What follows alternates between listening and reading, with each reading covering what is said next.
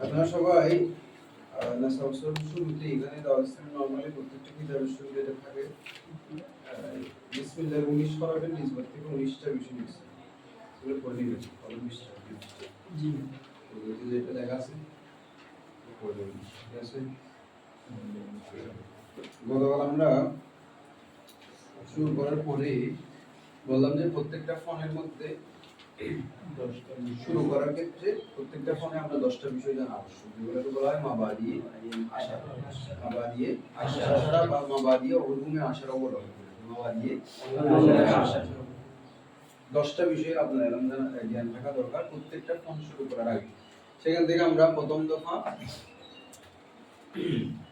তারিফটা জানলাম সেটা লঘবি তারিফ কি আর আবিধানিকভাবে ইলমে সরফ তারিফ লঘবি ভাবে বললাম যে আমরা আগে ওটা ব্যাখ্যা করছি লঘবি এবং ইসতিলাহি লঘবি মানে যেটা কোথায় আছে অভিধানে আছে ডিকশনারিতে একটা শব্দের যে অর্থ থাকবে সেটাকে বলা হবে লঘবি মানে বা আবিধানিক অর্থ বা শাব্দিক অর্থ যেটা ডিকশনারিতে থাকবে আরেকটা হচ্ছে পারিভাষিক অর্থ সেটা ডিকশনারিতে থাকবে যেমন নামাজ সালাত শব্দের অর্থ হচ্ছে প্রার্থনা করা এটা ডিকশনারি সালাত শব্দের অর্থ প্রার্থনা করা এটা কিসের অর্থ ডিকশনারির অর্থ ওখানে প্রার্থনা করে লেখা থাকে কিন্তু আমরা সালাত বলতে প্রার্থনা করা বুঝি না কেউ যদি আমাকে বলে যে আপনি কি সালাত পড়েছেন তো এটার মানে এই না এটার অর্থ এই না যে আপনি দোয়া করেছেন প্রার্থনা করেছেন এটা এটার মানে হচ্ছে আপনি রুকু সিজদা সহকারে আমাদের যে মুসলমানদের যে নিয়মটা আছে ওই নিয়মটা আপনি পালন করেছেন তার মানে সালাত শব্দের ডিকশনারিতে যে অর্থটা আছে সেটা কিন্তু আমরা বুঝতেছি না কিন্তু ডিকশনারিতে অর্থ হচ্ছে শুধু প্রার্থনা করে কিন্তু আমরা বুঝতেছি আরেকটা আমরা বুঝতেছি কি আরেকটা তাহলে আমরা যেটা বুঝতেছি এই যে সালাত শব্দের একটা অর্থ আছে ডিকশনারিতে ওটাকে বলা হচ্ছে লঘবি অর্থ বা শাব্দিক অর্থ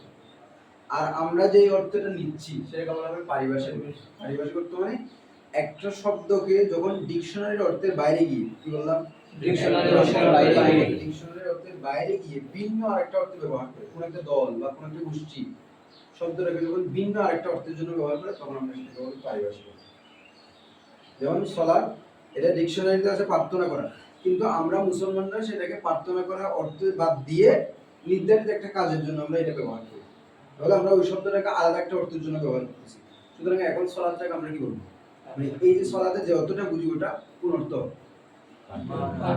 পারিভাষিক সালাতের যে মানাটা আমরা বুঝতেছি এটা কি বলা হবে পারিভাষিক অর্থ আর যেটা ডিকশনারিতে আছে ওটাকে বলা হবে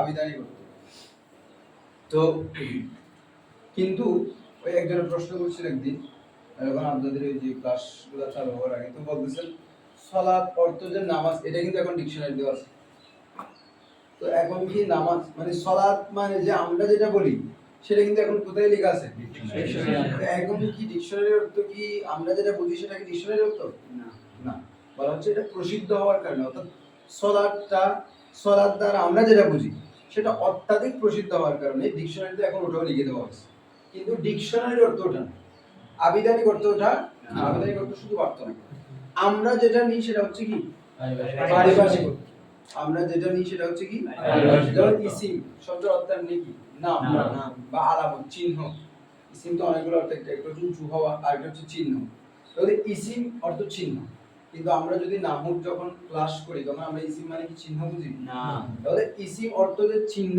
এটা ডিকশনারিতে আছে এটা হচ্ছে শাব্দিক অর্থ আর আমরা যেটা বুঝতেছি সেটা হচ্ছে আমরা যে যারা নাহু সরফ করতেছি তাদের যারা নাহবিদ আছে ওরা ইসিম শব্দটাকে নির্ধারিত একটা বিষয়ের জন্য গঠন করছে যে কালিমা নিজের অর্থ নিজে প্রকাশ করতে পারবে এবং তার অর্থের মধ্যে কোনো কাল্প হবে আমরা যেটা বুঝতেছি এখন সেটা হচ্ছে কোন অর্থ ইসতিলাহি অর্থাৎ পারিভাষিক ইসতিলাহি পারিভাষিক কি কথা আরবি বাংলা পারিভাষিক অর্থ কারণ এটা একটা দলে নিয়ে নিছে একটা গ্রুপে এই ইসিম শব্দটাকে এটার জন্য এখন ব্যবহার করতেছে আর ডিকশনারিতে যেটা আছে ওটা হচ্ছে আবিধানিক ঠিক আছে? তো তারিফ যেটা আমরা ইসতিলাহি আছে সেটাও পড়ছিলাম এলমে সরফে। সরফ শব্দের অর্থ আমরা বলছি পরিবর্তন করা, তাহবিল করা। এখানে কি যে কোনো তাহবিলকে পরিবর্তনকে বোঝায়? এমনি অর্থ কি পরিবর্তন করা, কিন্তু আমরা তো যে কোনো পরিবর্তনকে বোঝাচ্ছি না। তাহলে সরফ দ্বারা ইসতিলাহি যেটা অর্থ সেটা হচ্ছে এমন কতগুলো নিয়ম, এমন কতগুলো উসুল যার মাধ্যমে একটা কালিমা থেকে আরেকটা কালিমাকে বানাইতে পারবেন, এবং একটা কালিমা থেকে আরেকটা কালিমার যে পরিবর্তন সেই নিয়মটাও আপনি ওই উসুলের মাধ্যমে জানতে পারবেন। এরপর আমরা বললাম যে ইলমে সরফের মওজু কি, আলোচ্য বিষয় কি। মওজু মানে কি? আলোচ্য বিষয়। এখানে কি নিয়ে আলোচনা করা হয়? তখন আমরা বললাম এখানে আফআলুল মুতাসাররিফা ওয়াল আসমাউল মুতামাক্কিনা, যে রূপান্তরশীল ফেল এবং এরাব গ্রহণকারী বা স্থান দানকারী ইসমগুলো নিয়ে কি করা হয়? আলোচনা করা হয়। আফআলুল মুতাসাররিফা মানে আমরা বলছিলাম রূপান্তরশীল ফেল নিয়ে কি করা হয়? আলোচনা করা হয়। তার মানে কতগুলো ফেল আছে কি হয় না? আসা লাইসা, আসা লাইসা, এই ফেলগুলো কি হয় না? তো পরিবর্তন যেগুলো হয় না সেগুলো নিয়ে আলোচনা কিন্তু সরফে হবে না। কারণ কি? সরফ মানে তো পরিবর্তন, তো যেগুলো পরিবর্তন হয় না সেগুলো তো কিন্তু সরফে আলোচনা হওয়ার কথা না। কারণ নামের সাথে আর কাজের সাথে কি থাকবে না? নাম হচ্ছে পরিবর্তন, তো পরিবর্তন হয় না ওটাকে কেন কেন? সুতরাং যেগুলো পরিবর্তন হয় না সেগুলো ইলমে সরফের কি নয়? আলোচ্য বিষয় নয়। আসা লাইসা এগুলোকে বলা হয় আফআলুল জামেদা। আল আফআলুল জামেদা, যেই ফেলগুলা পরিবর্তন হয় না সেগুলোকে বলা হয় আল আফআলুল জামেদা।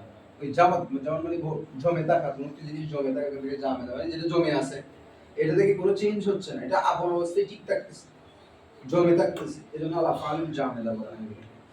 এরপরে আসমাউল মুতামাক্কিনা মানে বলছি এরাব গ্রহণকারী ইসিম। এরাব গ্রহণকারী ইসিম, যে ইসিমগুলো এরাব নেই, কি নেই? এরাব নেই। আমরা গতকাল মুরব মুবনি পড়ছি কি না? জি। আপনারা ছিলেন না যারা, তারা ওনাদের থেকে পড়ে নেবেন যে মুরব মুবনি যেটা আমেল আসার কারণে যে ইসিমের শেষে পরিবর্তন হবে সেটাকে বলা হবে মুরব। আমেল আসার কারণে যে ইসিমের শেষে পরিবর্তন করা হবে সেটাকে কি বলা হবে? মুরব। আর যে ইসিমের শেষে পরিবর্তন হবে না সেটাকে মুরব। এটা কি? তাহলে যে ইসিমগুলা আমেল আসার কারণে শেষে কি হয়? পরিবর্তন হয়। সেগুলোর ভিতরেও কতগুলো তাসরিফ থাকে, রূপান্তর থাকে, যেমন তাসনিয়া জামা হয়, হ্যাঁ, এগুলোর যে প্যাটার্ন, এই যে ছোট ছোট কিছু পরিবর্তন, এগুলোও কিন্তু এর সরফে কি হয়? আলোচনা হয়। এজন্য ওই আল আসমাউল মুতামাক্কিনা গুলো বলেছি। আল আসমাউল মুতামাক্কিনা গুলো ইলমে সরফের আলোচ্য বিষয় কেন? কারণ ওই আল আসমাউল মুতামাক্কিনা গুলোর মধ্যেও কিছু কিছু কি হয়? পরিবর্তন হয়। যেমন তাসগীর হওয়া, জামা তাকসির হওয়া, জামা সালেম হওয়া, হ্যাঁ, তারপরে তাসনিয়া হওয়া, এভাবে মুযাক্কার মুআন্নাসের কিছু কিছু বিষয়, এগুলা কিন্তু ইলমে সরফের আলোচ্য বিষয়। ইলমে সরফের আলোচ্য বিষয় আলোচনা করা হয়। আবার এগুলা কিন্তু নাহুতেও আলোচনা হয় সামান্য সামান্য। নাহুতেও সামান্য সামান্য কি হয়? আলোচনা হয়। আর মুবনি কি আলোচনা করে না? কারণ মুবনি এটা বরকরার থাকে। মুবনি কি থাকে? মানে যে অবস্থায় আছে, মনে করেন আমরা লিখছিলাম হাউলাই, এটা মুবনি না? কারণ আমেলের কারণে কি হয় নাই? পরিবর্তন হয় না। এটা এরকমই থাকে, এটা এই অবস্থা থেকে কোনো রকম চেঞ্জ হয় না। ইসমে এটা হচ্ছে ইসম মুবনি, মানে মুবনি। আবার একটা ছিল মুরব, মুরবটা কিন্তু সামান্য হলেও কি হয়? আর মুবনিটা সামান্য কি হয় না? যেটা সামান্য পরিবর্তন হয় না এটা তো আলোচনা আসার কথা না, কারণ সরব মানে তো পরিবর্তন। তো যেটার পরিবর্তনই হয় না সেটা তো আলোচনায় আসবে না। এটা একেবারেই পরিবর্তন হয় না, মুবনি একেবারেই পরিবর্তন, কিন্তু মুরব ভিতরে সামান্য পরিবর্তন হয়। আমরা দেখেন, আমি আবার বলতেছি, মুরবের যে শেষ অক্ষরের হারকাত, এটার পরিবর্তন নিয়ে কিন্তু এই সব আলোচনা হয় না। বুঝছেন? মুরব যেটা শেষ অক্ষরের পরিবর্তন হয় মুরবের মধ্যে, এটা নিয়ে আলোচনা করে কে? মুরব শব্দের শেষ অক্ষরে যে পরিবর্তন হয় এটা নিয়ে আলোচনা করে নাহু। কিন্তু ইলমে সরফ বাকি পরিবর্তনগুলো নিয়ে আলোচনা করে। ইসিমের ক্ষেত্রে, ফেলের ক্ষেত্রে তো করবেই, আফআলুল মুতাসাররিফা ফেল বলছি না? ইসিমের ক্ষেত্রেও যে ইসিমগুলো ইসমে মুরব, সেগুলোতে লাস্টের অক্ষর ছাড়া বাকিগুলোতে কিছু পরিবর্তন হয়, সেই পরিবর্তনগুলো নিয়েও ইলমে সরফ আলোচনা করে। আর ইসমে মুবনি, এগুলা যেহেতু মুবনি, এগুলা চেঞ্জ হয় না, পরিবর্তন হয় না, এইজন্য এগুলা নিয়ে ইলমে সরফ আলোচনা করে না। এখন আমি বলতেন হরফ, হরফ মুবনি, সব হরফ কি? মুবনি। তামাম হরফ মুবনি, যত হরফ আছে সবগুলো কি? মুবনি। মানে এটা মানে না টল্লাত, ওই একটা কথা আছে, মুরব টল্লাত, মুবনি না টল্লাত, যে মুরবটা পরিবর্তন হয় কিন্তু মুবনিটা কি হয় না? পরিবর্তন হয় না, এজন্য ওটা আলোচ্য বিষয় নয়। তাহলে মওজু হচ্ছে আফআলুল মুতাসাররিফা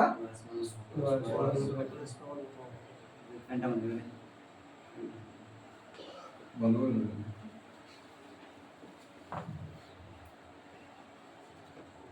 আচ্ছা, এরপরে ওয়াজে এদিকে নিয়ে আসছি। ওয়াজে মানে প্রণেতা। ওয়াজে মানে কি? প্রণেতা মানে ইলমে সরাবের প্রণেতা কি? আমরা নাহুর প্রণেতা কাকে বলি? ইলমে নাহুর প্রণেতা কাকে বলি? আবুল আসওয়াদ আদ-দুআইরি। মূল কথা হচ্ছে এমনি মাওলানা আলী রাদিয়াল্লাহু তাআলা। ইলমে নাহুর প্রণেতাকে মূলত মাওলানা আলী রাদিয়াল্লাহু তাআলা ইলমে নাহু প্রণেতা। উনার আদেশে আবুল আসওয়াদ আদ-দুআইরি যিনি প্রসিদ্ধ তাবি, উনি কি করেছেন? নাহু প্রথম প্রণয়ন করেছেন। এখন কথা হচ্ছে এই যে আমরা বলতেছি ইলমে নাহু, মোটামুটি আমরা কালকে আলোচনা করলাম যে নাহু মানে যেখানে আমেল আসার কারণে যে শব্দের শেষে পরিবর্তন হচ্ছে, সেটা আমরা যে এখানে আলোচনা করলাম, একটা নিয়ম আলোচনা করছিলাম যে ফেল আসছে, ফেল আসার কারণে সেটা তার ফাইলকে পেজ দিছে। বন্ধ হয়ে গেছে? না, এটা হচ্ছে মানে স্ক্যান করে না। আপনি আলোচনা করলে আপনাকে স্ক্যান করে বলতে এটা দর্শক থাকে। আমাকে স্ক্যান করে দিন। এটা স্ক্যান করে দিন। তাহলে দেখেন গতকাল বললাম যে ফেল আসলে ফেলটা তার ফাইলকে কি দেয়? রফা দেয়। আবার মফুলকে নসব। এই যে কায়দাটা আমরা বললাম, এটা কিন্তু আগে কায়দাগুলো ছিল না। আগে কায়দাগুলো ছিল না, মানে আরববাসীরা এমনি এমনি বুঝতো। আমরা আমাদের যে বাংলা কথা বলি, সবাইকে আমরা বাংলা ব্যাকরণের নিয়ম জানি না। আমরা তো কথা বলতেছি, আমাদের তো সমস্যা হচ্ছে না, কিন্তু গ্রামারবিদ যারা তারা জানে। ঠিক তদ্রুপ আগে কিন্তু আরবি ব্যাকরণের এই যে ইলমে নাহব, এগুলো যে নিয়ম, এগুলো লেখা হয়নি। ঠিকঠাক সবাই ঠিকঠাক পড়তো, কিন্তু লেখা হয়নি। যখন দেখা যাচ্ছে সমস্যা সৃষ্টি হচ্ছে, কোরআন পড়ার ক্ষেত্রে সমস্যা সৃষ্টি হচ্ছে, তখন গিয়ে কি করা হয়েছে আস্তে আস্তে যে মাওলানা আলী রাদিয়াল্লাহু তাআলার হুকুমে এবার বলতেছেন যে কি করব, এগুলো লিপিবদ্ধ করে যাতে মানুষ ভুল না করে, হারকাত দিতে, লাস্টের হারকাত দিতে যাতে কি না করে, ভুল না করে। কারণ ভুল করলে অর্থ পরিবর্তন হয়ে যায় না। আপনার একটা কি আছে, আয়াতে কারিমা আছে, সেটা হচ্ছে কি বারাতু মিনাল্লাহি ওয়া রাসূলুহু, না ইন্নাল্লাহা বারিউম মিনাল মুশরিকিনা ওয়া রাসূলুহু, বারিউম মিনাল মুশরিকিনা ওয়া রাসূলুহু ওয়া রাসূলুহু লিহি বললে ওই মুশরিকিনের উপর উল্টা হয়ে যাবে। ইন্নাল্লাহা বারিউম মিনাল মুশরিকিনা ওয়া রাসূলুহু মানে আল্লাহ মুশরিক এবং তার রাসূল থেকে কি বেজার। আর যখন বলবে ইন্নাল্লাহা বারিউম মিনাল মুশরিকিনা ওয়া রাসূলুহু, তখন অর্থ হচ্ছে আল্লাহ এবং তার রাসূল দুজনেই মুশরিকদের থেকে বেজার। তাহলে এই যে রাসূলিহি আর রাসূলুহু, এই দুইটা, এটা কিন্তু এরা রাসূলিহি যে দিলে এটা মুশরিকিনের উপর আতফ হবে, তখন অর্থ খারাপ হবে। আর রাসূলুহু হলে তখন ওটার উপর হবে, তখন অর্থ ঠিক থাকবে। এই যে যখন অর্থের পরিবর্তন চলে আসতেছে ভুল করার কারণে, তখন ওনারা এই কায়দাগুলো প্রমাণ করছেন যে এরকম এরকম হলে এরকম করে পড়তে হবে, লাস্টে এটা দিতে হবে, এরকম হলে এটা দিতে হবে, এরকম হলে এটা দিতে হবে। এভাবে করে ইলমে নাহু প্রমাণ করছে। ঠিক তদ্রুপ ইলমে সরফটা কিন্তু পরে আসছে। ইলমে সরফটা কিন্তু আগে নাহুর ভিতরেই ছিল। ইলমে সরফটা কোথায় ছিল? নাহুর ভিতরেই ছিল। পরে ইলমে সরফকে আলাদা করা হয়েছে। ইলমে সরফকে যিনি আলাদা করছেন, অনেকগুলো কথা আছে। কেউ কেউ লিখছে যে আবুল আসওয়াদ আদ-দুআইরি, কেউ কেউ লিখছে হচ্ছে মুআজ বিন মুসলিম আল-হাররা। এটার কথা এমনি আমাদের বইগুলোতেও আছে, তারপরে বেশ কিছু গবেষণাপত্র এটা লেখা আছে। মুআজ বিন মুসলিম আল-হাররা, মুআজ বিন মুসলিম আল-হাররা উনি হচ্ছেন যে ইলমে সরফ প্রণয়ন করেছেন। এটা একটা কথা। অনেকে বলছে প্রসিদ্ধ মত হচ্ছে আবুল আসওয়াদ আদ-দুআইরি।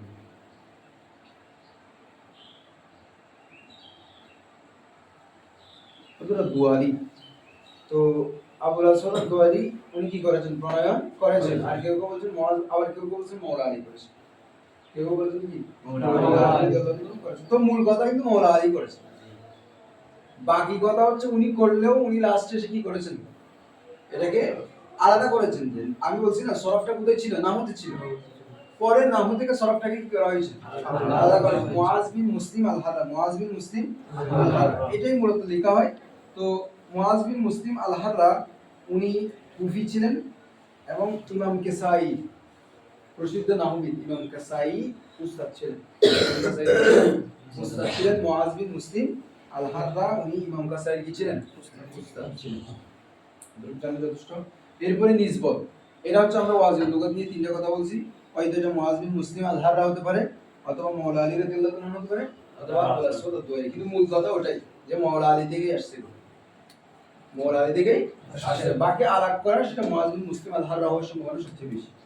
এরপরে নিসবত, মানে আপনি যে এই ফোনটা পড়তেছেন এলমে সরফ, ফোন বলতেছি না এলাওয়ানি শাস্ত্র, এই যে পড়তেছেন এটার সম্পর্ক কার সাথে, কোন জ্ঞানের সাথে? তো এটার সম্পর্ক হচ্ছে উলুমে আরবিয়ের সাথে বা উলুমুল লুগাতিল আরবিয়্যা, মানে আরবি ভাষার এলমের সাথে কিন্তু এটা সম্পৃক্ত, মানে আরবি ভাষার একটা অংশ। এই এলমে সরফটা আরবি ভাষার একটা কি অংশ, মানে নিসবত মানে সম্পর্ক। ওই আপনি যে ফোনটা পড়তেছেন এটার সম্পর্ক কার আছে, সম্পর্ক কার দিকে, এটা হচ্ছে কথা। তারপর হচ্ছে ফজিলত। ফজিলতের মধ্যে অনুমান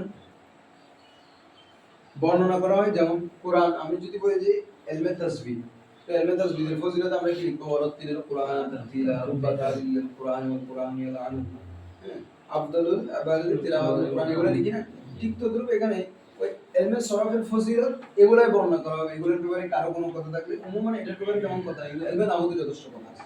এমনও কথা আছে যে নাহুবিদ এরা হচ্ছে মানুষের মধ্যে জিন, মানুষের মধ্যে কি জিন, জিনরা যেভাবে সবকিছু দেখে না, ওরা তো আমাদের চেয়ে বেশি দেখে, আবার আমরা তাদেরকে দেখি না, ওরা আমাদেরকে ডিস্টার্ব করে।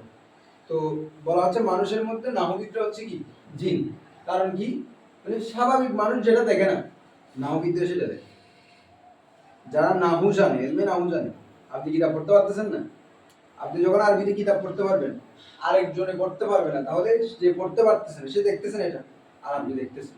এই জন্য বলা হচ্ছে নাহবিদরা হচ্ছে মানুষের মধ্যে কি জিন। এবং কিয়ামতের ময়দানে আল্লাহ তাআলা নাহবিদদেরকে বলবেন, মানে ফেরেশতাদেরকে বলবেন যে তোমরা নাহবিদদেরকে রক্ষা করো যেমনি ভাবে নাহবিদরা আমার কিতাবকে ভুল থেকে রক্ষা করছে। যেহেতু তারা এরাব দিছে, হরকত দিছে, এইগুলোর মাধ্যমে তো রক্ষা হয়েছে কোরআনের সঠিক এই যে ওয়ারসুলুর বিষয়। এই জন্য আল্লাহ তাআলা কিয়ামতের ময়দানে এটা বলবেন। তো এই হুকুমগুলা ইলমে সরফের জন্য আসবে, কারণ এটার মাধ্যমে এই হুকুমগুলো ইলমে সরফের মধ্যে আসবে। কেন? কারণ ইলমে সরফের মাধ্যমেই কিন্তু আপনি শব্দটা ঠিক রাখতেছেন। নাহু আসতেছে পরে, নাহু আসতেছে পরে, মানে আমি এটা বোঝাচ্ছি যে লেখা কি আসসারফু মুলুম, এটা ফজিলত হতে পারে, এই সব সময় লেখা থাকে, এটা আমাদের আসসারফু মুলুম ওয়ান নাহু আবুহা।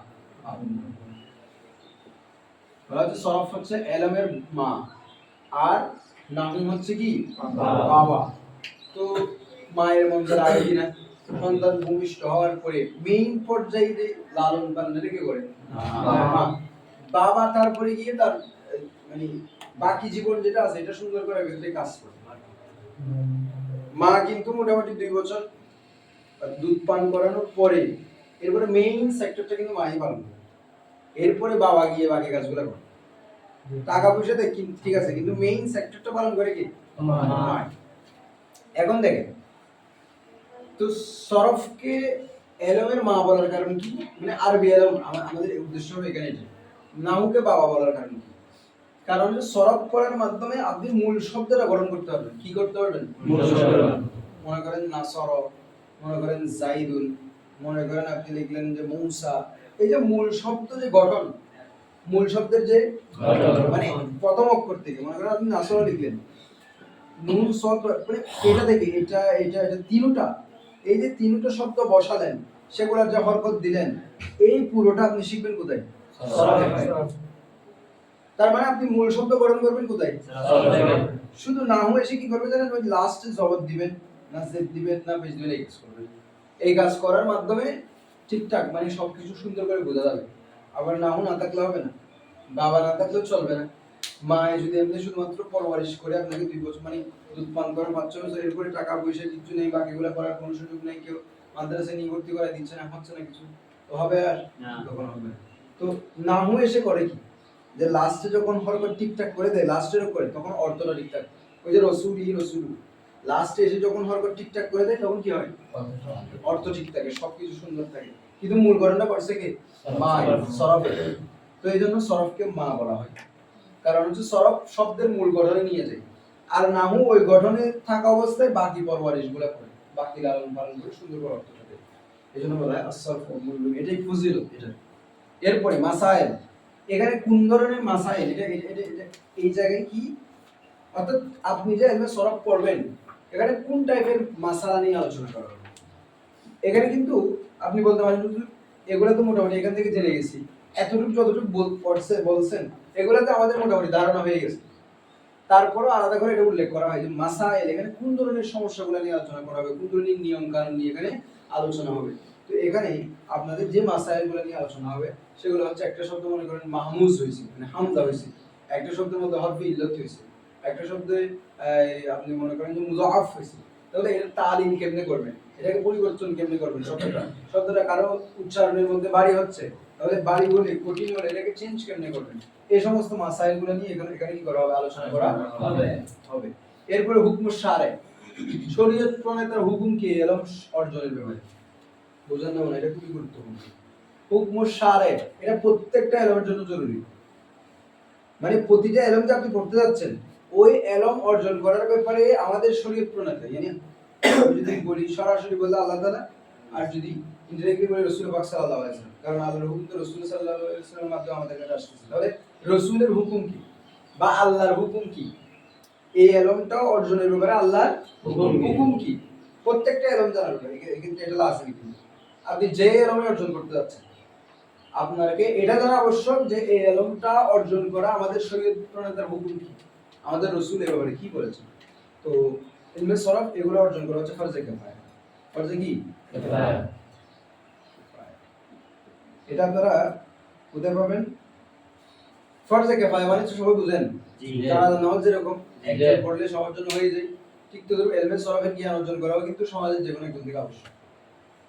মানে এখন তো সমাজ হিসাব করতেছে, মনে করেন অন্তপক্ষে একটা থানা, এখানে মিলেও হলো একজন থেকে আবশ্যক সে ইলমে সরফের জ্ঞান অর্জন করতে হবে, কারণ ইলমে সরফের জ্ঞান অর্জন না করলে সে কোরআন হাদিস বুঝবে না। তো কোরআন হাদিস না বুঝে ঘুরে ফিরে কি কথা দাঁড়াইছে, যেভাবে আলেম হওয়া সবার জন্য আবশ্যক না, পণ্ডিত হওয়া এটাও ফরজে কিফায়া, সবাই আলেম হচ্ছে না। ফরজে আইন মানে যেটা সবার উপর আবশ্যক, তো ফরজে আইন হলে তো সবাই মাদ্রাসায় চলে আসবে, ফরজে আইন না বিধায় আমরা সমাজ থেকে মানে পরিবার থেকে একজন একজন আসতেছি, তাহলে ঠিক তো ধরো ইলমে সরফ অর্জন করাও কি ফরজে কিফায়া, সবার উপর আবশ্যক না, যে কোনো একজন করলে বাকিরা মুক্ত হয়ে যাবে। তো এটার ব্যাপারে কোথায় আছে, ওই যে কুল্লু বিদআতিন দালালা আছে কিনা হাদিস শরীফ, ওই হাদিস শরীফের মধ্যে আমাদের মিরকাত মিশকাতের সরাজ জামুল্লাহ আলাইহি কারি রাহমাতুল্লাহ আলাইহি, ওখানে উনি এটা ব্যাখ্যা লিখছেন যে বেদাত, কিছু বেদাত ওয়াজিবও আছে, আল্লাহ বদরুদ্দিন আইনি ওই কথাটা বলছেন, বেদাতের প্রকারের মধ্যে লিখছেন কিছু বেদাত হারাম, কিছু বেদাত মাকরুহ, কিছু বেদাত ওয়াজিব, কিছু বেদাত মুস্তাহাব মুবাহ এরকম করে। তো ওখানে মোল্লা আলী কারি রহমতুল্লাহ আলাইহি উনি লিখতেছেন যে ইলমে সরফ ইলমে নাহু এগুলো অর্জন করা কি ফরজে কিফায়া, ও সরি বেদাতে ওয়াজিবা কি বেদাত তো ঠিক আছে, এই বেদাত কেন, এটা আল্লাহ রাসূলের যুগে ছিল না, তো আমরা বলতেছি মাওলা আলী করছে, তারপরে বলতেছি মুআয ইবনে জাবাল মুসলিম আল হাররা করছে, ওনারা তো পরে 187 হিজরি মনে জন্ম, তো ওনারা পরে আল্লাহ রাসূলের যুগে নাহু সরফ ছিল না, ইলমে মানতিক ছিল না, পরে আসছে তা বেদাত, তো আল্লাহ রাসূলের জামানায় ছিল না বেদাত, কিন্তু এটা বেদাতের দলালা না, এটা বেদাতের দলাল পথভ্রষ্ট বেদাত না, বেদাতের দলাল মানে যেটা হারাম বেদাত পথভ্রষ্ট হচ্ছে এটা কিন্তু ওই ধরনের বেদাত নয়, এটা বরং ওয়াজিব, মানে শরীয়তের হুকুম হচ্ছে এই বেদাতটা করা কি ওয়াজিব, বুঝেন না মনে হয়, এমন বেদাত যেটা আপনাকে করা আবশ্যক, মুসলমানদের উপর করা কি আবশ্যক আবশ্যক, সুতরাং বেদাত পথভ্রষ্ট বেদাত দলালা স্বাভাবিক বললে হবে না, এগুলা বাদ করতে হবে। যদি কেউ বলে যে তুমি এটা করতেছো তাহলে বেদাত, তাহলে ওদের নামাজ সরফ পড়াটাও কি বেদাত, অথচ ইমামরা বলতেছেন যে নামাজ সরফ পড়াটা ওয়াজিব, বেদাতে ওয়াজিব মানে এমন বেদাত যেটা করা আবশ্যক, করতেই হবে আপনি, কারণ আপনি যদি সরফ না শিখেন কোরআন হাদিস বুঝবেন না, নাহু না শিখেন কোরআন হাদিস বুঝবেন না, তো আপনাকে আবশ্যিকভাবে করতে হবে এটা, এজন্য বলছে এই বেদাতটা কি ওয়াজিব, বুঝতে পারছেন বিষয়টা। ইস্তেমদাদ, ইস্তেমদাদ মানে উৎসমূল, এই যে সরফের মধ্যে বিভিন্ন কায়দা বর্ণনা করা হচ্ছে বা বর্ণনা করা হবে সেগুলোর মূল ভিত্তি কি, কোন জায়গা থেকে ইনি কায়দাগুলো লিখছে, বলছে এগুলোর মূল ভিত্তি হচ্ছে কালামুল্লাহ, কালামে রাসূল এবং কালামুল্লাহ, কালামে রাসূল এবং কালামে আরব, বুঝছেন দাঁড়াইছেন প্রয়োজন, কালামুল্লাহ দাঁড়াইছেন কালামে রাসূল, কালামে রাসূল কালামে আরব, ওনাদের কথা ওনাদের দাঁড়াইছেন না আপনি, ওনাদের কথা ওনাদের বাণী থেকেই এই সরফের কায়দাগুলো প্রণয়ন করা হয়েছে। যেমন আমি বলি আপনাদেরকে, ওই যে আপনারা যখন আরবিতে যারা কিতাব পড়তেছেন অনেকে দেখবেন যে কোনো একটা যখন বিষয় চলে আসে তখন শেয়ার দিয়ে ওরা দলিল দেয়, একটা শেয়ার নিয়ে আসে দলিল দেওয়ার জন্য, কথা কি করার জন্য, দলিল দেওয়ার জন্য।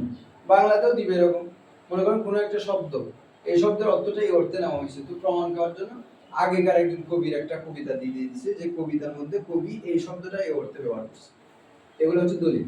তো এই যে আমরা এবার সলভ করবো, এখানকার যে নিয়ম কানুন এগুলোর মূল উৎসস্থল হচ্ছে কালামুল্লাহ, কালামে রাসূল, কালাম, এগুলা থেকে আমরা দলিল বের করব। মনে করেন একটা শব্দ দেখাইছি, কেউ একজন একটা উদাহরণ শব্দ দেখাইছি, মানে এরকম যে কোনো একটা শব্দ দেখাইছে আপনার, আপনি বলতেছেন এই শব্দটা ভুল, এটা তো আমি কোনো সব মানে মিল পাচ্ছি না, আমি যে এতগুলো আরবি পড়ছি আমার কোনো আরবি শব্দের সাথে এটা মিল পাচ্ছি না, মানে এটা ঠিক না।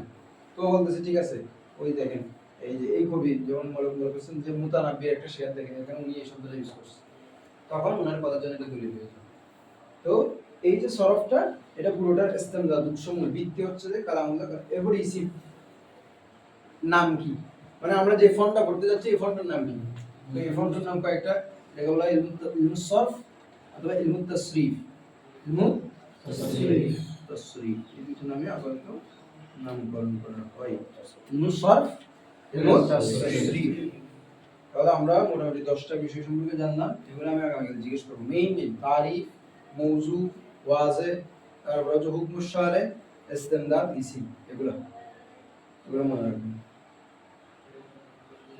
এরপর আসেন এলমে সরফের উপর প্রসিদ্ধ যদি আরবি কিতাব বলেন, আমরা তো উর্দুটা পড়ে ফেলতেছি, উর্দু মোটামুটি এটাই প্রসিদ্ধ বলি আমরা, আর কোনো কিছুর দিকে যাইতে হচ্ছে না, কিন্তু আরবিতে বেসিক লেভেলের প্রসিদ্ধ এবং সরফের কিতাব যদি বলি, এই বেসিক মানে খুব সহজে উপস্থাপিত হয়েছে বিষয়গুলা, এরকম যদি কিতাব হয় তাহলে এটার নাম হচ্ছে তাসরিফিজ।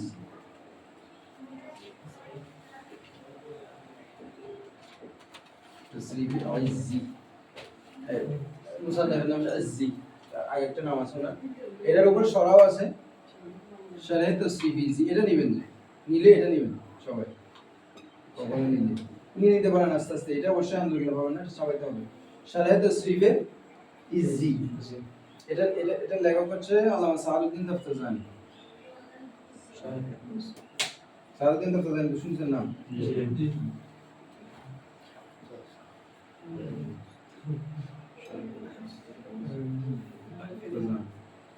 আচ্ছা, আল্লামা সাদউদ্দিন তাফতাজানি যারা আরো অনেকে তাসরিফিজির উপর শরহ করছেন, এই মোটামুটি কিতাবটা মানে পড়ানো হয় না এখানে, বাংলাদেশে পড়ানো হয় না, মানে বাইরের কান্ট্রিতে পড়ানো, আরো কিছু কিতাব আছে, তবে আমার মনে হয়েছিল যে এই কিতাবটা সবচেয়ে সুন্দর, ওখানে উনি সুন্দর করে ব্যাখ্যাও দিয়েছেন, খুব শর্ট, বেশি বড় না, এটা আপনারা হ্যাঁ আন্দরকিলা বাজার আমি পিডিএফ দিয়ে দিলাম। এটা হচ্ছে এটা, আর সবচেয়ে সর্বোচ্চ কিতাবের মধ্যে থাকে হচ্ছে শাফি, কি এখানে সাদউদ্দিন তাফতাজানি লিখেছেন, আর যদি একেবারে বড় মাপের দিতে যান তাহলে কি শাফিয়া ইবনে হাজব, কার ইবনে হাজব, ওই যে কাফির লেখক। তো ওনার ক্ষেত্রে আমি বলছিলাম ইবনে হাজব, হাজব মানে কি দারওয়ান, হাজবের এক অর্থ হচ্ছে সেক্রেটারি, এখানে আসলে ওনার বাবা কিন্তু দারওয়ান ছিলেন না, ছিলেন কি সেক্রেটারি। তো অনেকে এটার অর্থ হাজব মানে দারওয়ান নেই, আসলে দারওয়ান ছিলেন সেক্রেটারি ছিলেন, মানে মন্ত্রী পরিষদের বা সরকারের যে সেক্রেটারি থাকে না, নিম্ন স্তরের যে সচিব থাকে এগুলো। তো শাফিয়া ইবনে হাজবে এটার উপর সরা আছে, এটা তো শাফিয়া নিলে হবে না, ওটার উপর সরা আছে, এটা সবচেয়ে বড় সরা যেটা আছে, কয়েকটা সরা মিলে একসাথে মজমুআতুশ শাফি, ওখানে দুই খণ্ড, ওটাতে আপনারা কি পাবেন, এই যে 5টা কানেক সরা আছে লাগা, এটা একসাথে, এটা সর্বোচ্চ, ওটা দুই খণ্ডওয়ালা নিবে 1200-1300 টাকা নিতে পারবে। এই দুইটা আপাতত আরবির জন্য, এই দুইটা আরো আছে অনেক। আচ্ছা, এরপর আসেন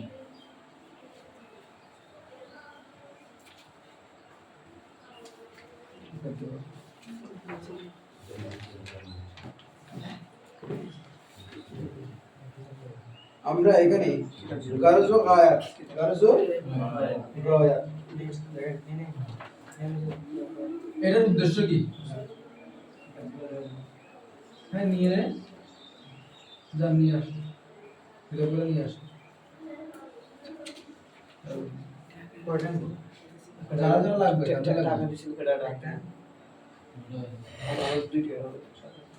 যারা যারা লাগবে নিয়ে আসো। ওই চারজন ছাড়া ওনাদের কালকে দিয়েছিলাম। কালকে আমার শনিবারে আগে গিয়ে হবে আবার দিয়ে দেবো। আর লাগবে না কারো?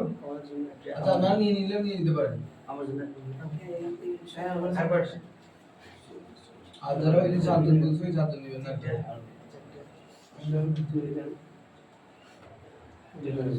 রেফিদা কই রেফিদা দেখা হয় নাকি ছেলের সাথে?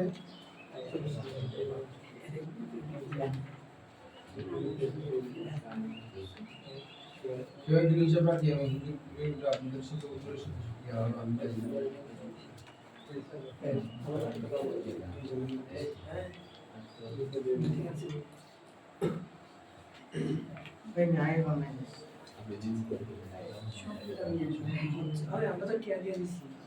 হয়েছে এবার দেখেন আর দেখিয়েন না পরে যাওয়ার সময় নিয়ে বাদ দেন না। দেখেন এরপরে গারজু গায়াব আপনারা কি পড়ছেন? আমি বলছিলাম উর্দু পড়ার জন্য পড়ছেন সবাই? পড়েন নাকি? হাত তুলেন তো। এই অংশটা উর্দুটা পড়েন নাই কারা কারা? হাত তুলেন। উর্দুটা পড়েন নাই কারা কারা? এই কি কথা হয় কেন বারবার প্রতিদিন বলি না? একটা কথা বলার পরে এটা শুনেন না? পড়তে বলছি পড়ে ফেলবেন না। তাকিদ করে করে পড়তে বলছি, কালকে থেকে আমি নিব ওটা।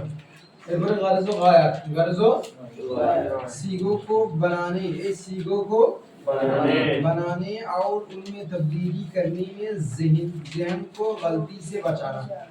ज़हन को गलती से बचाना। এখানে सीगो লিখছে না? এটা কে বলতে পারবে? ওয়াহিদ না জামা? জামা। এই সবাই বলেন না এটা কি? জামা। কি দেখছেন ওখানে? ওয়াও ওয়াও ওয়াও নুনে গুন্না। ওয়াও নুনে গুন্না দিয়ে জামা কখন হয়?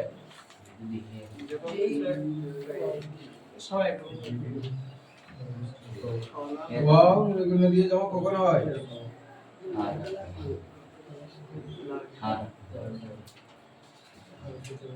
যখন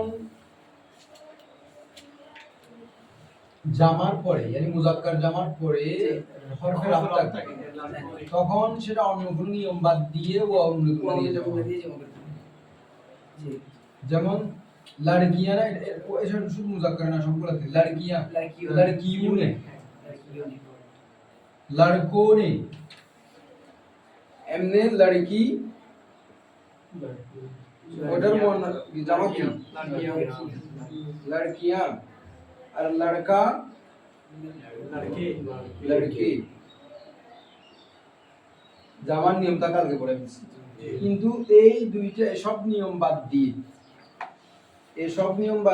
ওয়াও নুনে গুন্না দিয়ে কি হবে? জামা হবে কখন? যখন জামাটার পরে হরফে রাফ থাকবে। তো এখন আছে কি এখানে মনে করে লিখলাম নে তাহলে কা কে কি কোন এ পর সে মে তক তাহলে নেটা হরফে রাফের ভিতর পড়ছে কি না? এখন যেহেতু হরফে রাফ চলে আসছে এরপরে সুতরাং এখন আর এটা ওই আলিফ নুনে গুন্না দিয়েও জামা হবে না, এটাই আই মজুল দিয়ে জামা হবে না, এটা হবে ওয়া নুনে গুন্না দিয়ে জামা, এটাও হবে ওয়া নুনে গুন্না দিয়ে জামা। তাহলে লড়কিयों ने लड़कों ने। তাহলে যখন কোন একটা জামা পরে যদি হরফে রাফ চলে আসে তখন জামাটা অন্য কোনো কায়দা বাদ দিয়ে ওয়া নুনে গুন্না দিয়ে কি হবে? জামা। বুঝলেন না? বুঝলেন মনে হয় না? বুঝলেন না? বুঝলে সাহস করে বলছেন।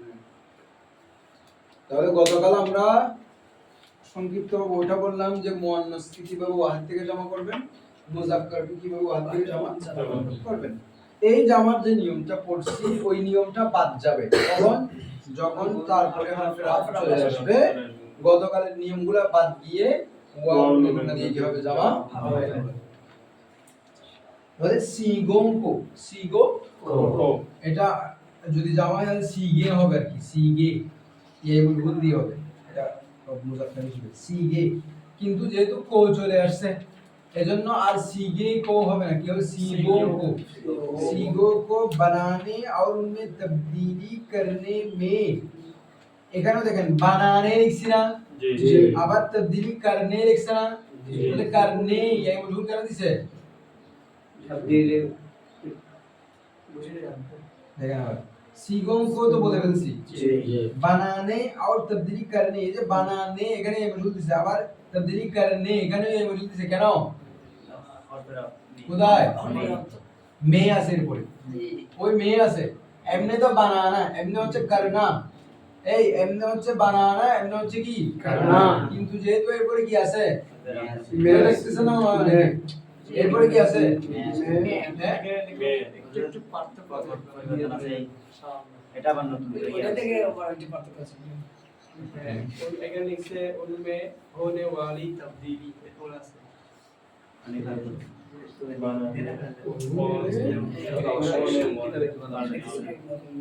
ইংলিশে এড করছি আচ্ছা ঠিক আছে সমস্যা নেই। লোকটা ভালো আছে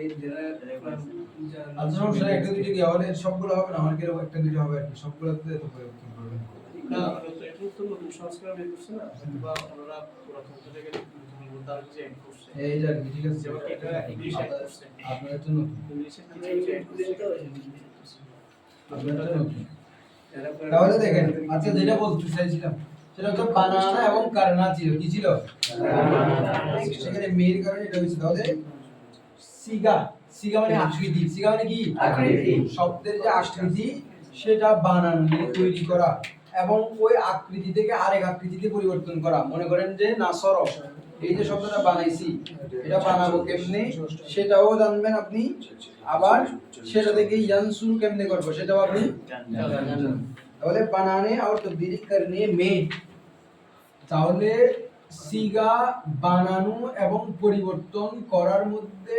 জেহেনকে ভুল থেকে কি করা বাঁচানো আপনার মস্তিষ্ককে ভুল থেকে বাঁচানো আমি নাসরও গঠন করলাম এখন যদি আমি নাসিরও লিখি তখন ভুল হয়েছে না তার মানে গঠনে ভুল হয়েছে এই যে আমার জেহান যে ভুলটা করছে এটা ভুল করবে কখন যখন জানবে না তাহলে আপনি যখন এটা সরব জানবেন তখন ওই ভুলটা হবে না ঠিক তো তুমি ইয়ানসুরকে যদি আমি ইয়ানসির উপরে ভুল হবে তো আপনার জেহান যদি কায়দাটা জানা থাকে তাহলে জেহান ওই ভুল থেকে বেঁচে যাবে তাহলে এটাই হচ্ছে ইলবে সরবের কি কায়দা উদ্দেশ্য গারজ ও গায়াত কি গারজ ও গায়াত। উদ্দেশ্য এরপরে ওয়াজহে তাসমিয়া কি ওয়াজহে তাসমিয়া। মনে একটা শব্দ দাও ওয়াজহে তাসমিয়া নামকরণের কারণ ওয়াজহে তাসমিয়া নামকরণের কারণ তো वजह माने कारण है तो उसमें माने नामकरण है कारण इनमें सर्फ को सर्फ कहने की वजह ये है अच्छा देखिए क्या एकदम पढ़न तो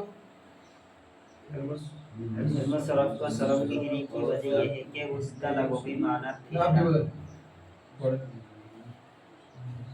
इल्म सर्फ को सरफ कहने की वजह ये है कि उसको ये उसका লোগোভি মানা আমি আগামীকাল থেকে আপনাদের এই রিডিং গুলো নিব আমি আগামীকাল থেকে আপনাদের পুরো পড়ার রিডিং নিব কি আমরা কি আমি আজকে বলে দিচ্ছি ভাষায় ওটাও প্র্যাকটিস করে নেবেন ইলমে সরফ को सर्फ कहने की वजह इल्मे सरफ के सरफ বলার কারণ ये है মানে ইহা হয় के उसका लोगोवी माना के माने जे माने কি যে যে ওয়াহার কে মানে সবসময় আবার যে হবে না অবস্থা অনুযায়ী যে হবে ঠিক আছে বাক্যের শুরুতে যখন কে আসবে তখন হবে যে ফেলের পরে যখন কে আসবে তখন হবে যে অথবা বাক্যের শুরুতে যখন কে আসবে তখন হবে কি যে কিন্তু অন্য অবস্থায় এর অর্থ চেঞ্জ হবে যা হবে যে হবে যারা হবে এরকম হতে পারে ঠিক আছে কিন্তু যদি বাক্যের শুরুতে আসে কেটা অথবা ফেলের পরে আসে তখন অর্থ হবে যে তাহলে ওয়াজা হে লিখছে তো ওই হে দিয়ে কি হয় এই জুমলা ইসমিয়া শেষ হয় কি দিয়ে রাব দিয়ে না হে হে তারপর হু হে হে হু হে হে হু হে হে হু হে হে হো হু হে ঠিক আছে এটা उसका लुग़वी माना लुग़वी माना সরফ है इल्मे সরফ है ना उसका এখানে দেখেন उसका লিখছে না জি उसका তার এখানে উস এটা কি দুইটা হতে পারে এখানে কি বলেন এটা উস এই দেখেন আপনারা এগুলো वो দুই জায়গায় ছিল না আপনাদের ওখানে ওই দিকে বলছিলাম জি জি उसका एक हर्फ ইশারার মধ্যে ছিল না জি। ইশারার মধ্যে বাইদের মধ্যে ও ছিল না জি। আবার জমিরের মধ্যে ও ছিল না জি। এবার আমি বলছিলাম যে যখন এখানে তো ছবি আছে হ্যাঁ এখানে তো ছবি এখানে ছবি তো দেখেন এই যে ওটা জি। এটার পরে যদি রাত চলে আসে ওটা কি হবে उसका হবে উস হবে এরপরে যেটা উসনে উসমে উসকা যা হয় কি বলছি ওটা इसमें इशारा হয় জি। वो क्या है দেখাই দিলাম वो क्या है वो क्या है? क्या है দেখাই দিলাম তখন ইশারা না জি। আমি অঙ্গ প্রত্যঙ্গ দিয়ে দেখা দিছি মানে ওটা এখন কি হইছে ইশারা। আর আমি বললাম জায়েদ আয়া वो एक अच्छा लड़का है।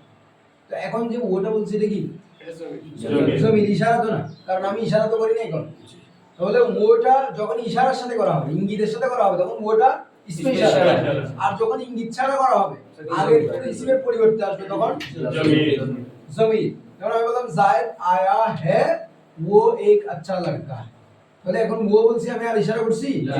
এখন এটা জমি আর যদি আমি বাস এমনি কারণে কি ইশারা করতে বলছি वो एक अच्छा लड़का है এখন ইশারা করছি এখন ওটা কি इसमें इशारा ইসমে ইশারা যখন ইশারা করব হাত দিয়ে দেখা দিব তখন ওটা ইসমে ইশারা আর যখন দেখাবো না তখন জমির। জমির। তাহলে এটা দুটোটা একই রকম আবার সেগুলোর পরে রাত আসলে কি হয়ে যায় এটা उस উস হয়ে যায় রাত আসলে কি হয়ে যায় উস হয়ে যায়। তো এখানেও রাত আসলে পরে জি আসছে তাহলে উসকা লোভি মানা উসকা লোভী মানা। তার আবিধানিক অর্থ তার আবিধানিক অর্থ। এখন তার বলছি না নাকি ওয়াহার বলছি বাংলায় বলতে তো ওয়াহার বলতে ওদিকে দেখা এখানে দেখানোর কোনো বিষয় নেই, এটা জমি তাহলে জমি জমি থাকলে তার কি থাকবে মারজা থাকবে গায়েবের জমির অবশ্যই মারজা থাকবে কার জমিরে গায়েবের। কার জমিরে গায়েবের। গায়েবের জমির মারজা বুঝতে হবে মারজা মানে কি মারজা শব্দের অর্থ ফিরে যাওয়ার স্থান আমি একটু ক্লিয়ার করে বলি জমির কয় ধরনের তিন ধরনের না জি। মুখাতাবের জমির আছে হাজিরের জমিকে মুখাতাবের জমির বলা হয় আবার মুতাকাল্লিমের জমির আছে না আছে। গায়েবের জমির আছে না আছে। আমি বললাম তুমি জমির কিনে জি। আচ্ছা তুমি বলার পরে তুমি দ্বারা কাকে বুঝাইছি এটা বুঝতে হবে আমাকে না। আমি আপনাকে বলছি তুমি তুমি বলার পরে আমাকে বুঝতে হবে কাকে জি না। বুঝাইছি না। আমি বললাম আমি বলার পরে বুঝতে হবে আমি দ্বারা কাকে বুঝাইছি জি না। তার মানে আমাকে কোনো দিকে ফিরতে হবে না ফিরে যাওয়ার রাস্তা বলছি না, আমাকে কোনো দিকে ফিরে যেতে হবে না এটা দিয়ে কাকে বুঝাইছি ওটা খুঁজে বের করতে হবে না কিন্তু আমি যদি বলি যে সে আপনারা সবাই খুঁজছেন না সে দিয়ে কাকে বুঝাইছি জি। এই যে গায়ে জমিরে গায়েব করে সেটা দিয়ে কাকে বুঝাইছে ওখানে আপনাকে ফিরে যেতে হবে সেটা মনে করেন আপনি যখন সে বলবেন তার মানে আগের কথার মধ্যে যে কোনো একজনকে বোঝাচ্ছেন আপনাকে ওখানে ফিরে যেতে হবে যাকে বোঝাচ্ছেন তাকে বলা হয় মারজা মনে করেন আমি বললাম জায়েদ আসলো সে ভালো ছেলে এখন সে দিয়ে কাকে বুঝাইছি এখন শের মারজা কি শের মারজা কি জায়েদ। এখন বিষয়টা বুঝেন নাই জি। ওই জমিরে গায়েব দিয়ে যেটাকে বোঝাচ্ছেন সেটাকে বলা হয় মারজা আপনাকে জমিরে গায়েব বলে সব ভাষায় ওই জমিরে গায়েবের মারজা বুঝতে হবে না অর্থ মিলাতে পারবেন না। এখন অনেকে বলছেন যে উসকা মানে এলমে সরফ का তো এলমে সরফের অর্থ কি এরপর কি লিখছে উসকা মানা ফেরনা উসকা মানে কি ফেরনা এলমে সরফের অর্থ কি পরিবর্তন করা এলমের এখানে দেখেন শুধু সরফ অর্থ পরিবর্তন করা এলমের অর্থ তো পরিবর্তন করা না। তাহলে যদি আপনি যদি এটা এলমে সরফের দিক কথা খেয়াল করেন উসের মারজা যদি বলেন আপনি কি এলমে সরফ আপনি যদি বলেন যে এলমে সরফের অর্থ পরিবর্তন করা তো এখানে কি এলমে সরফের অর্থ পরিবর্তন করা না। শুধু সরফের অর্থ পরিবর্তন করা এলমে সরফের অর্থ তো পরিবর্তন করা না বুঝেন না মনে হয় আমার কথা জি। এলমে সরফ এটার অর্থ তো পরিবর্তন করা না শুধু সরফ শব্দের অর্থ কি পরিবর্তন করা। তো এলমে সরফ অর্থ তো হচ্ছে পরিবর্তন করার জ্ঞান তো এটা অর্থটা বলেছেন এখন জি। তাহলে আপনি জমির ভুল ফিরেছেন বিদায় আপনি যখন উস মানে এলমে সরফ বলে ফেলছেন জমির ভুল ফিরেছেন আপনি এলমে সরফের দিকে জমি ফিরেছেন আপনাকে ফিরতে হবে শুধু সরফের দিকে কার দিকে সরফের দিকে। বুঝছেন এখন বিষয়টা তার মানে মার্জাটা শুদ্ধ করে ফিরাইলে তখন অর্থটা ঠিক থাকবে মার্জা ভুল ফিরাইলে অর্থ ভুল হবে মার্জা ভুল ফিরাইলে অর্থ ভুল হবে। তাহলে উসকা লঘুবি মানা তার আবিধানিক অর্থ ফেরনা মানে পরিবর্তন করা হে উসকা লঘুবি মানা ফেরনা হে এই এখানে মুতলাক বের করুন তো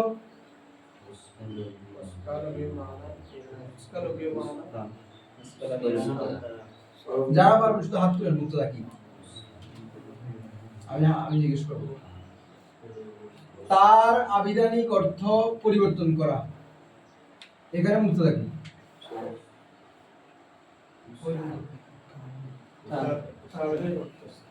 কেউ হাত তুলে হচ্ছে তার আবিধানিক অর্থ পরিবর্তন তাহলে কি অর্থ হচ্ছে মুক্তদা কি বের করতে পারতেছেন না বলেন আপনি তার তার মানে যেটা নিজে তার আবিধানিক অর্থ এটা হচ্ছে মুক্তদা আপনি বলতে চাচ্ছেন তার আবিধানিক অর্থ সম্পর্কে তথ্য দিচ্ছেন যে সেটার অর্থ হচ্ছে পরিবর্তন করে তার আবিধানিক অর্থ সম্পর্কে তথ্য হচ্ছে কি পরিবর্তন করা এখানে কি তার আচ্ছা দেখেন এখানে মুক্তদা কি বলছি তার আবিধানিক অর্থ না জি উসকা লোগো भी माना তার আবিধানিক অর্থ না জি তো এখানে কি মুক্তদার মধ্যে এসে মুরাক্কাব হইছে না এটা মুক্তদা আমরা বলছি না কখনো কখনো মুরাক্কাব ইজাফি হয় মুরাক্কাব তৌসিফি হয় এখানে কি কি হইছে বলেন তো দেখি কয়টা মুরাক্কাব আছে উসকা লোগো भी মানার মধ্যে কয়টা মুরাক্কাব আছে মুরাক্কাব কয় ধরনের মুরাক্কাব আছে উসকা লোগো भी মানা কয় ধরনের মুরাক্কাব আর কেউ বলতে পারতেছেন না উসকা লোগো भी মানার মধ্যে কয় ধরনের মুরাক্কাব उसका लुगवी माना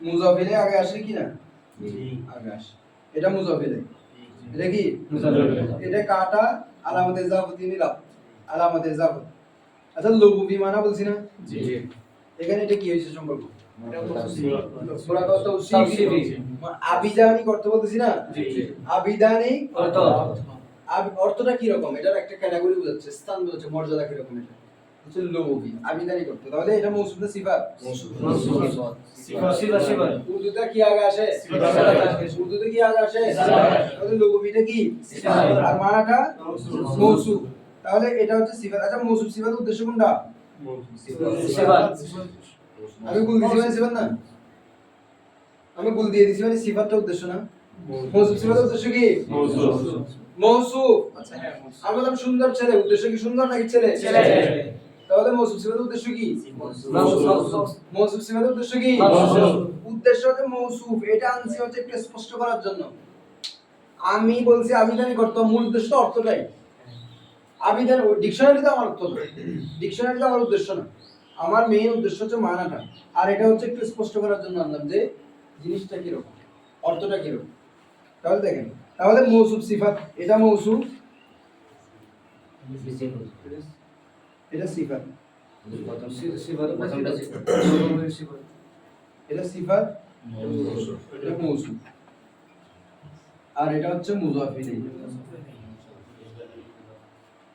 এটা হচ্ছে রাব এই দুইটা মিলে কি হবে আবার মুজাফ হবে আচ্ছা এখানে দুইটা মিলে মুজাফ হলেও মূল উদ্দেশ্য কি হবে এখানে এই দুইটা মিলে মুজাফ হলেও মূল উদ্দেশ্য কি হবে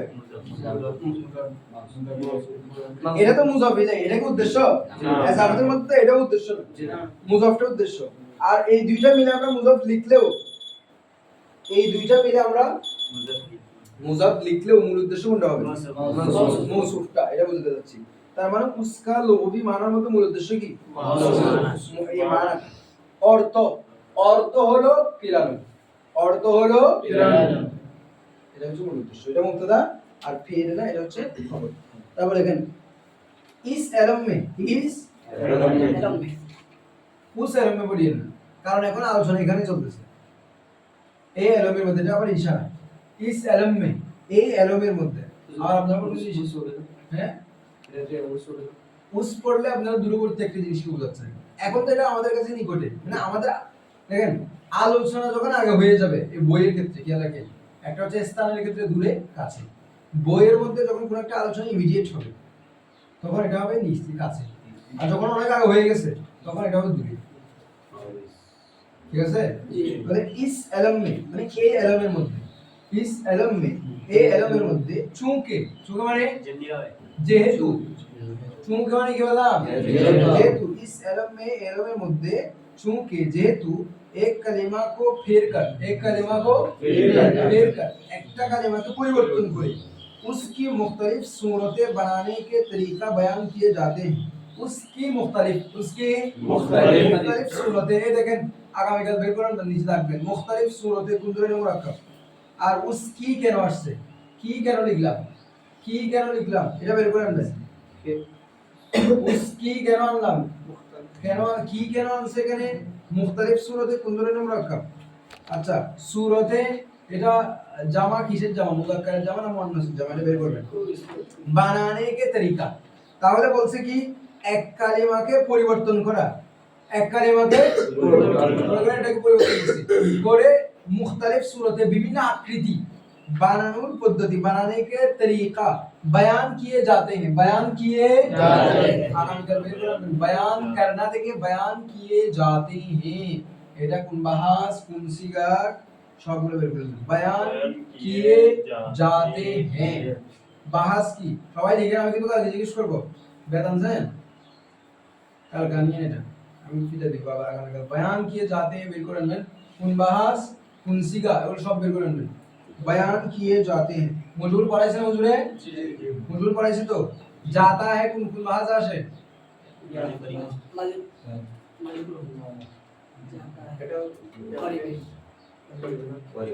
কেউ বলতে পারতেছেন না, একজনও আল্লাহ বলে একটাও নাই।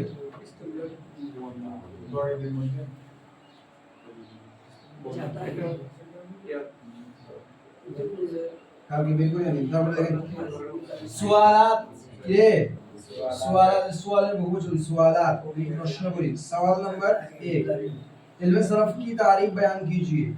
এই যে এখানে প্রশ্নগুলো আছে, প্রশ্নগুলো শিখে আসবেন।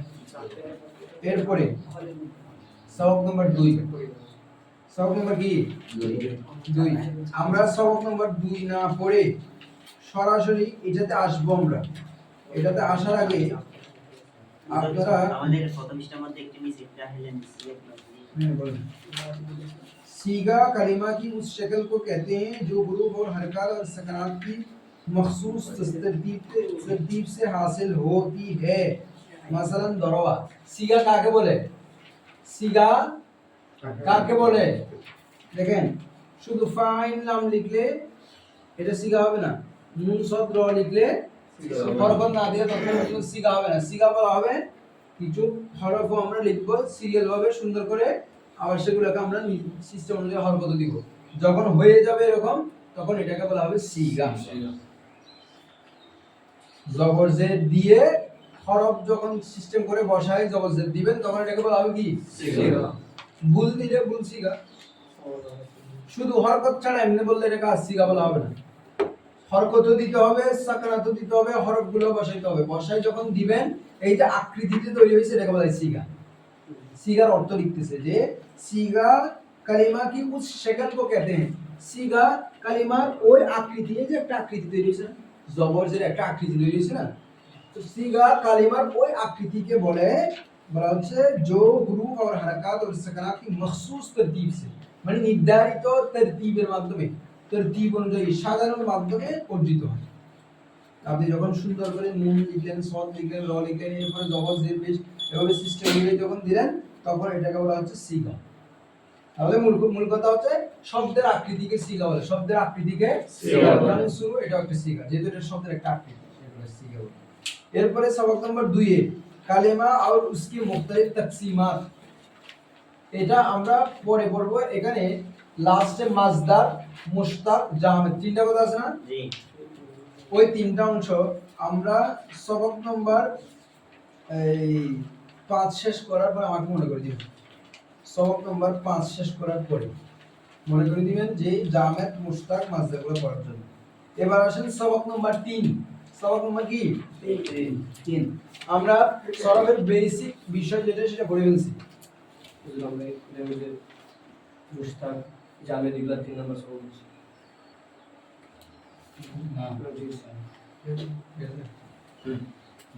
এবার আসেন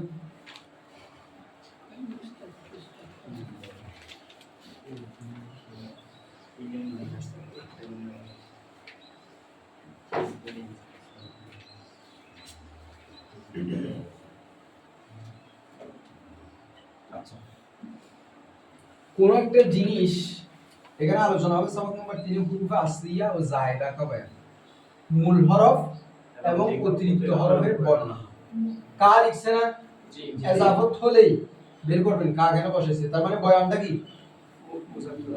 বের বলতেছে না, কার পরেরটা মুজাফ হবে না, তো মুজাফ থেকে কি আনছেন কা আনছেন না, তো মুজাফটা মুজাফ মুজাক্কার ওয়াহিদ বিলে কি আনছেন এখানে কা। হুরুফে আসলিয়া লিখছে, এগুলো বের করবেন কোন ধরনের মুরাক্কাব। আমি বারবার বলছি তাকিদ করে করে পড়বেন, না হয় আসবে না কিছু। হুরুফে আসলিয়া এবং জায়েদা অর্থাৎ মূল অক্ষর এবং অতিরিক্ত অক্ষরের বর্ণনা। এখন কি রকম করে এটা বুঝাই? প্রত্যেকটা জিনিসের কিছু মূল জিনিস থাকে, যেমন গাছ, গাছের একটা মূল আছে না? আছে কি না? আমরা যেটা শিকড় থেকে বলি বা মেইন দণ্ড যেটা, ওটাকে আমরা মূল বলি, বাকিগুলোকে শাখা প্রশাখা বলি। এটা বের হইছে অতিরিক্ত, এটা মূল। এটা কি বাকি মেইন অংশটা তো মূল, যেটা মেইন গোড়া থেকে বের হইছে ওটা কি মূল। এদিকে যেগুলো বের হইছে এগুলো হচ্ছে অতিরিক্ত। ঠিক তো ধরুন একটা শব্দেরও মূল কিছু জিনিস আছে, মূল কিছু অক্ষর আছে, মূল কিছু কি আছে অক্ষর আছে, আবার অতিরিক্ত কিছু অক্ষর আছে, থাকতে পারে, আবশ্যক না। যেমন মনে করেন ওই যে আমাদের যেগুলো দিয়ে কি করে এই যে বিদ্যুতের খাম্বা বানাই, খুঁটি, সেগুলো কিন্তু নরমালি পাতা টাতা ছাড়া একেবারে লম্বা উঠে যায়। এগুলোতে কোনো শাখা পোশাখা তেমন একটা থাকে না, উপরে একটু দিতে থাকে, কিন্তু নরমালি থাকে না, নরমালি থাকে না। তো কিছু কিছু জিনিস শুধু মূল নিয়ে থাকে, আবার কিছু কিছু জিনিসের মূলের সাথে শাখা প্রশাখাও বের হয়। নাকি বুঝতেছেন না কথা? গাছ কিছু আছে শুধু মূলটা থাকে, আশেপাশে কোনো ডালপালা থাকে না। এরকমও কিছু জিনিস আছে, আবার কিছু গাছ আছে মূলটাও আছে, আশেপাশে ডালপালাও আছে। তো ডালপালা থাকলে সুন্দর না, আবার না থাকলে ওটা আপন অবস্থায় সুন্দর। এজন্য শব্দের ভিতরেও মূল তো থাকবে সবসময়, সবসময় মূল থাকতে হবে কিনা? মূল ছাড়া তো শাখা থাকতে পারবে না, মূল থাকলে শাখা আসবে। যে আমি বললাম যে এটা জামিয়া শাখা, আগে তো জামিয়া থাকতে হবে, শাখা তো তখন আসতেছে। শাখা হয় কখন? যখন দুইটা হয় তখন। আগে মূল একটা থাকতে হবে, মানে হচ্ছে মাদ্রাসায় এটা প্রথমে দিছে, এরপর এটা শাখা আরেকটা বসে। এখন আমি কি বলছি, এটা হচ্ছে আমি যদি বলছি এটাকে শাখা, তখন আপনাকে জিজ্ঞেস করবো আচ্ছা এটার আরেকটা আছে, তাহলে মূলটা কই? তার মানে শাখার জন্য কি আবশ্যক? মূলের জন্য শাখা আবশ্যক, মূলের জন্য শাখা আবশ্যক। এ বুঝতেছেন অনেকে মনে হয়। গাছ মেইন গিয়াটা তো আবশ্যক, মেইন গিয়াটা কি আবশ্যক। আপনি বলছেন যে এটা গাছের ডাল, তাহলে আপনাকে মূল গাছটা বের করতে হবে। গাছ ছাড়া মূল ডাল হতে পারবে না, কিন্তু ডাল ছাড়া গাছ হতে পারে, এমনি মেইনটা হতে পারে। তো ঠিক তো ধরুন শব্দের ভিতরেও কিছু মূল আছে, কিছু অতিরিক্ত আছে, কিছু মূল আছে, কিছু অতিরিক্ত আছে। এখন বুঝছেন? তাহলে কালিমার মূল অক্ষরগুলোকে বলা হয় হুরুফে আসলিয়া। আসল মানে মূল, আসলুন কি আসলিয়া, এটা নিসবত করছে। এটা কি করছে? আমরা সামনে পড়বো ইয়া নিসবতি লাগাই, এটাকে নিসবত বলা হয়। যেমন কাদেরি, কার দিকে নিসবত করছি? কাদের দিকে। আব্দুল কাদের জিলানী দিকে নিসবত করে বলি কাদেরি। তো আমরা হুরুফে আসলিয়া মানে এমন হরফ যেগুলো মূলের দিকে সম্পর্কিত। বুঝেন না আপনারা? মনে করেন আমি বললাম আশরাফুজ্জামান আল কাদেরি, তার মানে আমি বলতেছি আশরাফুজ্জামান উনি হচ্ছে আব্দুল কাদের জিলানীর দিকে সম্পর্কিত, উনি হচ্ছে আব্দুল কাদের জিলানীর দিকে কি সম্পর্কিত। এজন্য আল কাদেরি বলতেছি। কাদেরি মানে যেটাকে কাদেরের দিকে সম্পর্কিত করা হয়েছে। তো হুরুফ মানে হরফ, আসলিয়া মানে যেটা মূলের দিকে সম্পর্কিত, এমন হরফ যেটা কার দিকে সম্পর্কিত? মূলের দিকে সম্পর্কিত। বাস এতটুকু মনে রাখবেন। আসলিয়া, হুরুফ আসলিয়া মানে মূল হরফ, হুরুফ আসলিয়া মানে কি মূল হরফ, আসল মানে মূল। এখন বললাম কি যে কালিমার মধ্যে কিছু কি আছে? মূল হরফ আছে। কালিমার মধ্যে কিছু কি আছে? আবার কিছু অতিরিক্ত হরফও আছে। তো যেগুলাকে মূল হরফ সেগুলাকে বলা হয় হুরুফ আসলিয়া, এটাকে মাদ্দা বলা হয়। মাদ্দা কি বলা হয়? মাদ্দা। ওই যে আপনারা লেখেন তাহকিকের মধ্যে মাদ্দা। তাহলে কালিমার মধ্যে যেগুলো মূল, যেটা মেইন, সেটাকে বলা হয় কি? মাদ্দা বা হুরুফ আসলিয়া। মাদ্দা বা হুরুফ আসলিয়া। আর যেগুলো অতিরিক্ত থাকবে সেগুলোকে বলা হবে হুরুফে জায়েদা। হুরুফে জায়েদা। এখন মনে করেন আমি লিখলাম নাসর, এটা তো সবগুলো মূল, এটা সবগুলো কি মূল। অথবা লিখলাম নাসরুন, এটা তো সবগুলো কি মূল, এখানে কোনো অতিরিক্ত নাই। আবার আমি লিখলাম ইস্তানসর, কি লিখলাম? ইস্তানসর শব্দ তো সে সাহায্য প্রার্থনা করলো, সে সাহায্য প্রার্থনা করলো। এখন এটাতে মূলও আছে অতিরিক্ত আছে, যেমন নুন সদ র, এগুলো মূল, এগুলো অতিরিক্ত, এগুলো কি অতিরিক্ত। তাহলে কালিমার মধ্যে মূল অক্ষরগুলোকে হুরুফে আসলিয়া বলে বা মাদ্দা বলে, এভাবে বলতে পারেন। কালিমার মূলগুলোকে, মূল হরফগুলোকে বলা হয় আসলিয়া, হুরুফ আসলিয়া। আর অতিরিক্ত হরফগুলোকে বলা হয় হুরুফে জায়েদা। ক্লিয়ার? এতটুকু মনে রাখবেন, এটা হুরুফে আসলিয়া। এবার আসেন চিনবেন কিভাবে? গাছের আপনি ডাল দেখে বুঝতে পারেন। হুজুর দাঁড়ান দাঁড়ান দাঁড়ান দাঁড়ান, ঘুম আসতেছে, আজকে সকাল তো 6টায়, রাতে একটু তাড়াতাড়ি ঘুমা যাবেন। তারা জানে। তাহলে দেখেন গাছের মধ্যে গাছের মূলটা আপনি দেখলে বুঝেন না, জি শাখাটাও দেখলে বুঝেন। জি তো এখানে শব্দের মধ্যে বুঝবেন কেমন, এখানে তো সবগুলো হরফ, জি আপনাকে সেটা বুঝতে হবে না। জি সেটা বোঝার জন্য আপনাকে জানতে হবে ওজন কি। ওজন। এটা মেইন আলোচনা করে শেষ হয়ে গেলে আস্তে আস্তে এগুলো ইজি হয়ে যাবে। কারণ প্রথমে কিছু আলোচনা আমাদেরকে একটু লম্বাই করতে হবে। আপনি শব্দের মধ্যে মূল অক্ষর কোনটা অতিরিক্ত অক্ষর কোনটা সেটাকে জানার জন্য কি লাগবে আপনাকে? ওজন। জানতে হবে সেটা কোন ওজন আসছে। জি মনে করেন 1 কেজি আলু নিলেন এক পাল্লায়, আরেকটা 1 কেজি বাটখারা নিলেন, তো বাটখারা বসেছিলেন বাট খারাপ ওই যে ওটা বাড়িতে শিল যেটা আছে ওটা, এখন আলু দিলেন, দেওয়ার পরে যখন দুইটা ওজন করতেছেন, যে যখন একটু বেড়ে গেছে এটা, তখন বুঝলেন যে এখানে একটা আলু বেশি হয়েছে, মানে আলুর পাল্লাটা যখন একটু নিচে নেমে গেছে বুঝছেন এখানে একটা কি বেশি হয়েছে, আলু বেশি। কাকে দিয়ে মাপছেন? বাটখারা দিয়ে বুঝতেছেন যে এখানে একটা বেশি হয়েছে, এটা অতিরিক্ত। বুঝলেন না আপনি? জি আবার যখন এটা দেখেন যে আলু একটা তুলে ফেলছেন বরাবর সেম সেম, তখন বুঝতেছেন যে না বাটখারার সাথে এটা মিলে গেছে, এখন এটা ঠিকঠাক আছে। তো আমাদেরকেও এখানে শব্দের মূল আর অতিরিক্ত চেনার জন্য একটা কি লাগবে? বাটখারা লাগবে। এটাকে বলা হচ্ছে ওজন। এটাকে বলা হচ্ছে কি? ওজন। আচ্ছা দেখেন, তো ওজনগুলো যেমন মনে করেন ফাআলা না সর, ওজনটা এবার আসেন ওজন কি, এখানে আমরা ওজন কি দিয়ে করব এটা একটু আমি ব্যাখ্যা করি। আমাদের ওজন লাগবে, শব্দের মূল অতিরিক্ত জানার জন্য কি লাগবে? ওজন লাগবে। ওজন জানার পরে আমরা সেখান থেকে মূল আর অতিরিক্ত বের করতে পারবো। এখন দেখেন নুন বরাবর কি আছে? ফা, সদ বরাবর আইন র বরাবর লাম। বা লাম বরাবর সদ, লাম বরাবর কি? এবার আমি বলি, এটা আমি ওজন বলছি, তো ওজন কি মিজান কি এগুলো আমরা পরে আলোচনা করতেছি। যদি আমি যে শব্দটা নিছি এই শব্দের যে অক্ষর কি বললাম, এই শব্দের যে অক্ষর ওজনের ফার সাথে মিল রাখবে, আইনের সাথে মিল রাখবে, লামের বরাবর হবে, সেগুলোকে আমরা বলবো মূল অক্ষর। বুঝেন নাই? আমি একটা ওজন নিছি কি ফালা, জি এখন এই শব্দের নুনটা কার সাথে মিল, কার জায়গা বলছে? ফার জায়গা, সদটা রটা লামের সাথে। তাহলে ফাইন লাম ওজনের মধ্যে ফাইন লাম সব সময় থাকবে, কি থাকবে? আমরা যে বলছি বাটখারা বা ওজন করার জন্য যে শব্দটা রাখবো সেই শব্দ কি থাকবে সব সময়? ফাইন লাম অবশ্যই থাকবে। ফাইন লামের বরাবর, মানে ফাইন লাম যেখানে আছে সেখানে এইদিকে শব্দে যেটা আসবে সেটা হবে মূল অক্ষর। বুঝলেন নাই? জি মানে এখানে ফার জায়গায় এখানে যেটা আসবে সেটা কি মূল অক্ষর, এখানে আইনের জায়গায় যেটা আসবে সেটা হচ্ছে কি মূল অক্ষর, এখানে লামের জায়গায় যেটা আসবে সেটা হচ্ছে কি মূল অক্ষর। এখন মনে করেন ফার জায়গায় নেই, আইনের জায়গায় নেই, লামের জায়গায় নেই, আরেকটা জিনিসের জায়গায় আসছে, তখন আমরা সেটাকে বলবো অতিরিক্ত। যেমন দেখেন ইস্তাফা আলা লিখলাম, কি লিখলাম? আমি বলছি না ওজনে সবসময় কি থাকবে?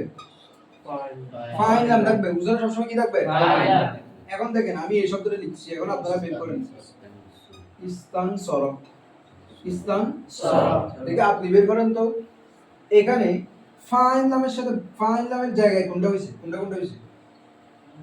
এখানে ইস্তাফাল আছে না, এই যে ইস্তাফাল আর ফাইন লামের জায়গায় এখানে কোন কোন অক্ষর হয়েছে? নুন সদর। আপনারা সবাই যেটা বুঝছেন না, এখানকার ফাইন লামের জায়গায় কি হয়েছে? নুন সদর। তাহলে আমি বলছি ওজনের ফাইন লামের বরাবরে যেটা আসবে শব্দের মধ্যে সেই অক্ষরগুলো হবে মূল অক্ষর, সেই অক্ষরগুলো হবে কি? ওজনের ফাইন লামের বরাবর জায়গায় যেগুলো আসবে সেগুলো হচ্ছে মূল অক্ষর। আর বাকি যেগুলো আসবে সেগুলো হচ্ছে কথাটা।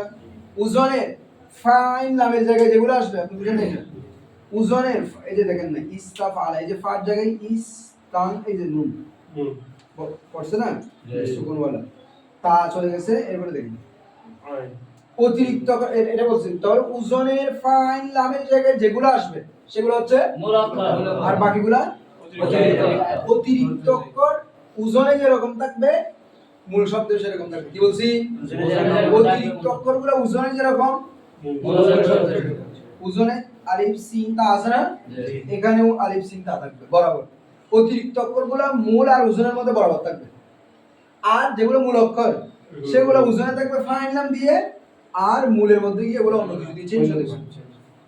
তো যেগুলো ফাইন লামের বরাবরে আসবে বিপরীতের দিকে সেগুলোকে আমরা বলবো মূল অক্ষর, আর বাকিগুলোকে বলা হবে কি? তো এখানে কি মূল অক্ষর যারা আছে তার মানে এটা শুধু মূল দিয়ে তৈরি হয়েছে শব্দটা। এটা শব্দটা কি দিয়ে তৈরি হয়েছে? আর এটাতে মূল আছে, অতিরিক্ত আছে। এবার আসি, এই যে এটাকে বলা হয় ওজন, এটাকে বলা হয় কি? ফাইল নাম দিয়ে যেটা লেখা হয়, এটার এক নাম হচ্ছে ওজন, আর এক নাম হচ্ছে মৌজুন বিহি। কি বললাম? মৌজুন বিহি। মৌজুন বিহি মানে যার দ্বারা ওজন করা হয়, যার দ্বারা ওজন করা হয়। তাহলে এটা দুইটা নাম, মৌজুন বিহি, ওজন।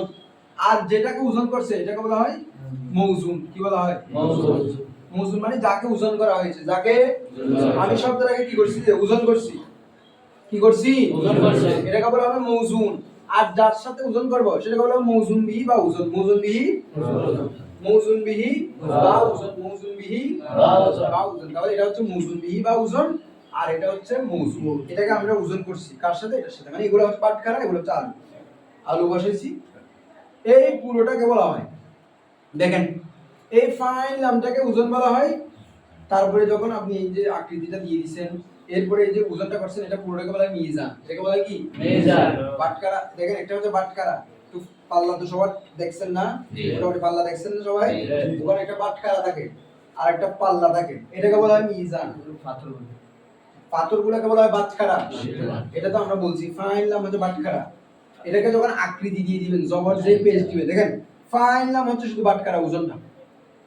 যখন জবর যে পেজ এগুলো দিয়ে এটার সাথে মিলাই করবেন, মানে ওজন করে দিবেন, তখন এটাকে বলা হবে মিজান। তখন এটাকে বলা হবে কি? মিজান। আমরা একটা বাটখারা বলছি, আর একটা পাল্লা আছে, পাল্লা, এটা হচ্ছে মিজান। আর এটা হচ্ছে বাটখারা, এটা হচ্ছে ওজন বা মৌজুন বিহি।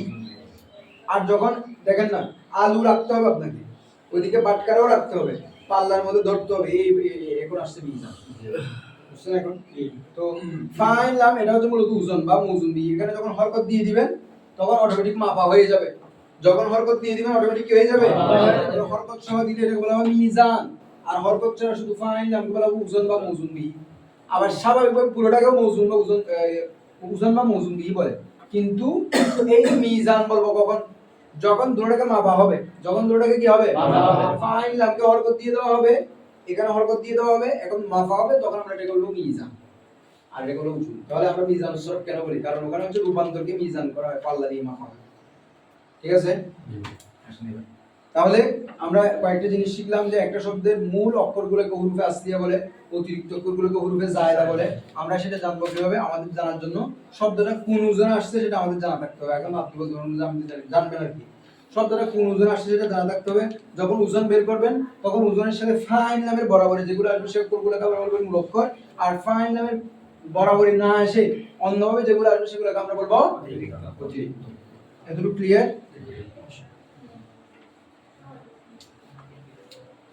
কয়টা বাজতেছে? হ্যাঁ, 7:30।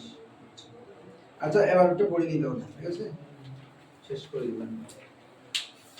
প্রথম কয়েকদিন একটু ইয়াতে যাব, আমরা শুরুতে যাব, কারণ আমাদের মেইন বেসিক বিষয়গুলো ক্লিয়ার করার জন্য সময় লাগবে। দেখেন, किसी कालिमा के मादे के হুরুফ को হুরুফ আসলিয়া, মানে কোন কালিমার মূল অক্ষরের বা মূলের হরফগুলোকে কি বলা হয়? হুরুফে আসলিয়া বলা হয়। মাধ্যমে মূলের হরফগুলোকে কি বলা হয়? হুরুফে আসলিয়া। বাইরে পারলে আপনারা? জি না, হ্যাঁ, जो हरफ कलिमा ना कलिमा के जो রেকর্ডিং করেছে তো বেশিরভাগ কোনটা নিছেন এটা বলেন? ওইটাই সবাই নতুন নাও এটা বলে ভালো, এটা দেখতে সহজ হয়ে আছে রেকর্ডিং করে নতুন না ওদের এটা চেঞ্জ করে আনতে হবে। আচ্ছা, চেঞ্জ করে আনলে এটা নিতে হবে। এটা ভালো এটা নতুন সমস্যা।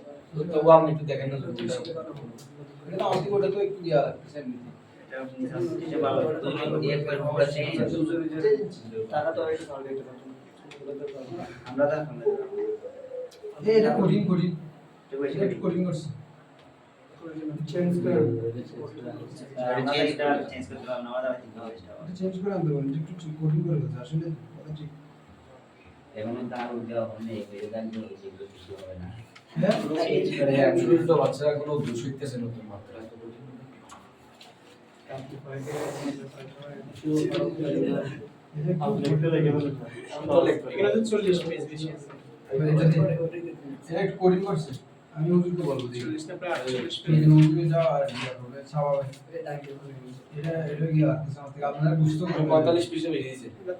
তারপরে হচ্ছে আমাদের যেহেতু নতুন সংস্কার করছে না নতুনটাই করা উচিত না পড়লেও না এটা এটা সবাই আমরা চেষ্টা করব। এটা পরে বললে এটা নিজে এটা করতে হবে। এটা এমনি না না এটা বুঝতে করি না আমি দেখতেছি ব্যাপারগুলা ওখানে যে আন্দাজ লিখছে আন্দাজগুলো একটু ধরে দুই তিন এটা পরে বলে একবার পরে যদি রাজন বলতে দেখেন আমি বলবো হুজুরকে দেখি কেউ হাত দিয়ে না কলম দিয়ে না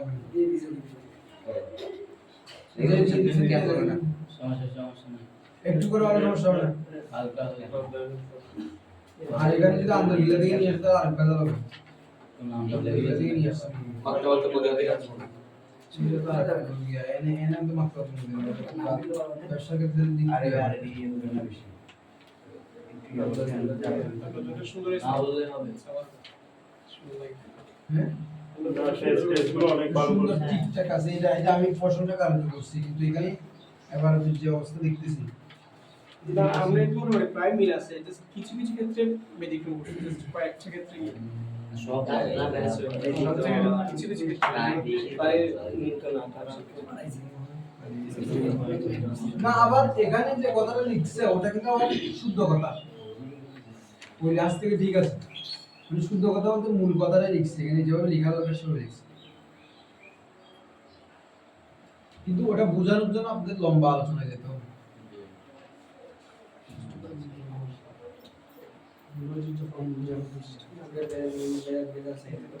अच्छा अब আজকে এটা পরে আমি কাল করব মধ্যে কাফি এটা।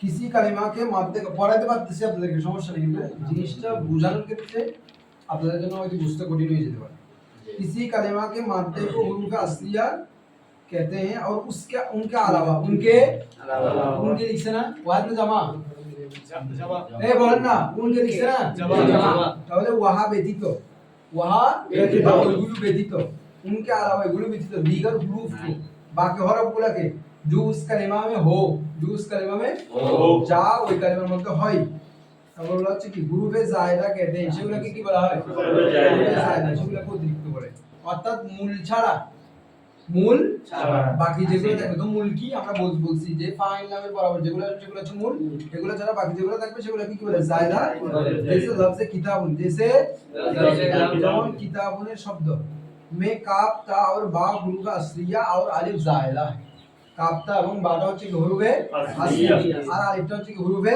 জায়দা अच्छा किसी कलिमा के हुरूफ असलिया और जायदा की पहचान का तरीका अच्छा কিভাবে চিনবেন किसी कलिमा के हुरूफ असलिया কোনো কালিমার মুলক্কর ওয়া জায়দা আর অতিরিক্ত অক্ষর এবং অতিরিক্ত অক্ষর কি पहचान का तरीका অতিরিক্ত অক্ষরের পরিচয়ের পদ্ধতি জানার পদ্ধতি কেমনে চিনবেন এটা ওই যেটা বলছি সেটা বলছি उसकी पहचान के लिए सबसे पहले उस कलिमा का वजन मालूम करना जरूरी है सर्फियों ने कलिमा का वजन करने के लिए बतूर मीज़ान 3 हरूफ का इंतखाब किया फा आइन और लाम लिहाजा हर कलिमा के वजन में हमेशा फा आइन और एक या दो या तीन जरूर होंगे लाम এই ফা আইন এবং লাম লাম কয়েকটা হতে পারে একটা দুইটা তিনটা হতে পারে ঠিক আছে লাম কয়টা হতে পারে তিনটা হতে পারে মানে মূল অক্ষর এরকম লাম তিনটা হতে পারে মূল অক্ষর ঠিক আছে वजन मालूम करने के बाद जो हरुफ फा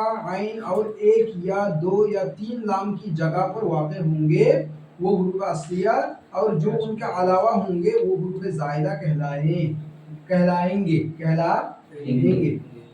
মানে সেগুলোকে কি বলবে হুরুফে জায়দা বলবে जैसे दरवा बरवज़न फ़अला दरवाটা কিসের উজনে वो अकरमा बरवज़न अफ़अला इस मिसाल में हमजा जायदा है তাহলে দরবা ফাআলা জি এই দরবা ফাআলা ফাআলা আমি আর পড়াচ্ছি এটা দেখুন দরবা ফাআলা ফাআলা ফাইন নামের বরাবর আসছে না সবগুলো জি। তাহলে সবগুলো মুলক্কার আবার আফআলা